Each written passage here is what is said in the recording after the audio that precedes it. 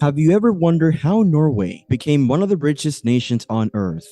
After World War II, Norway's economy was in ruins and famine spread across the land. Norway was poor and undeveloped, with a tiny population living a meager existence, subsisting off of small farms and whatever they could catch in the sea. But today, Norway is the second richest country on earth and one of the happiest and healthiest too. How did this happen? Many countries have tried to do what Norway has done and ended up even more impoverished than before. This is because of what economists call the oil curse. Countries with vast oil reserves often become undemocratic and corrupt, and the wealth is funneled to a select few, leaving the average citizen suffering. Venezuela, for instance, has close to a fifth of the world's oil safes, yet it's the most unfortunate country in the western half of the globe. However, Norway is an exception to the oil curse. What makes it different from Libya, Venezuela, Saudi Arabia, and all the other small oil exporting nations? It all started with Norway's strong ties to welfare, education, and public industry.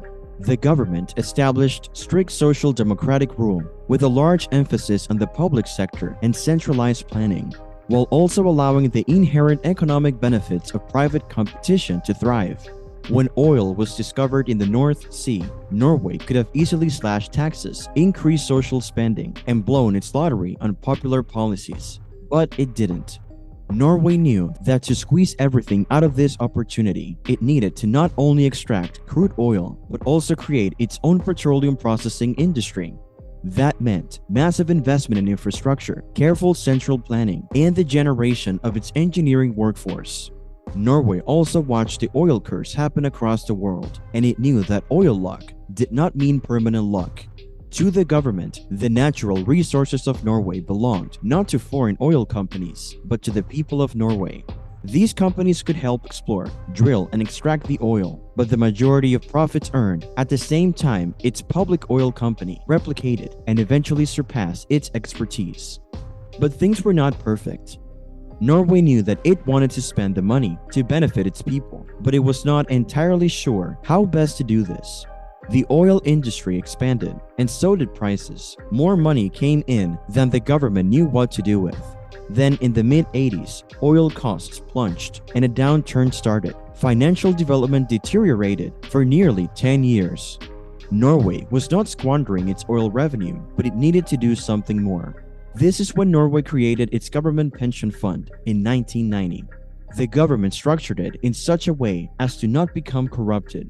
The government can only spend the profit it expects to generate.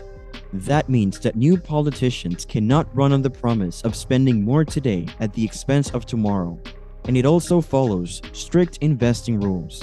It cannot invest in oil companies or companies that follow unethical practices. And maybe more importantly, it cannot invest in Norwegian companies. Today, the asset has turned into the biggest such on the planet, possessing 1.5% of all open organizations on the planet, while other Scandinavian countries have had to reduce their social spending. Norway is using the interest of its oil revenue to provide healthcare, education, and a safety net to families hit by hard times. Norway actually has the absolute most elevated charges on the planet. However, its kin never needs to stress over covering hospital expenses that they can't manage. Norway's economy is not perfect for the world, it's perfect for Norway. Norway got lucky, but luck alone can be fatal for a nation, while most nations squander their oil lottery. This meant that Norway had to be careful in managing its newfound wealth. The government knew that they needed to invest the money wisely to secure the future for generations to come. They created a strict investment policy that only allowed them to invest in ethical and sustainable companies that align with Norway's values. This policy has made Norway a leader in ethical investing, with its government pension fund divesting from companies that engage in activities such as tobacco production, weapons manufacturing, and environmental damage. Norway's example of overcoming adversity isn't just about luck. It is an account of cautious preparation and brilliant navigation.